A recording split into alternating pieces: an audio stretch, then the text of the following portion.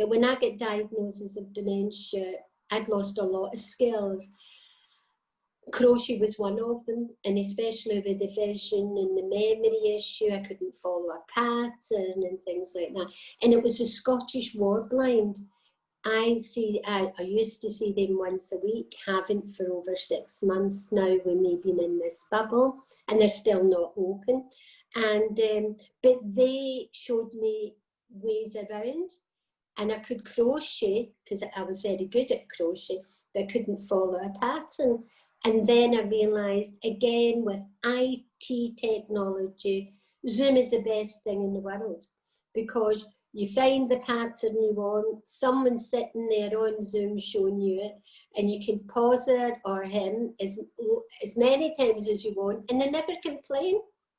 And you can shout at them and they don't complain at you. Do you know? So, and that's where in my crochet, I then thought, how can I carry a message? And that's when I got the help for Hero Bears and gave them to some staff that came out of retirement to go back to work. So yes, so that is how I've came about doing stuff. And it's also meditative. It takes your mind, you're using your hands and different things like that, and you go into a world of your own. Your brain switches off to all the nonsense round about, and it's the only thing that, no, it's one of a few things that happens to me. You know that it's, and yet you have an outcome, you give it to someone, they have pleasure. My daughter was very premature. She was born, I was 6 months pregnant, and that was nearly 40 something years ago. And she was 1 pound 13 ounces, and they had no hope for her, and it was very bleak time.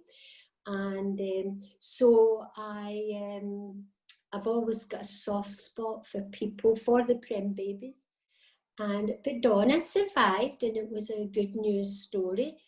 And so yeah, so when the cry came out, they were looking for prim baby blankets, and they put the blankets not over the babies, they put it over the top of the incubators, or if the mothers are allowed to get them out for the first time, they just put it over the top so you don't see all the wires, etc., or for photo shoots. So things like that. But they do wear the little hats because prim babies lose their heat through their head and that.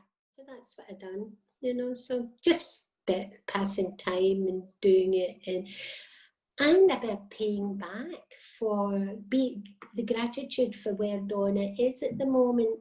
And you know, there are always people who survive and beat the odds in spite of medical telling you, you know, their outcomes. And I think people with dementia that I know and see, they're doing that, you know, and sometimes get beat up verbally and, you know, accusations and various things like that. And they have to rise above that as well. And it's hard, you know.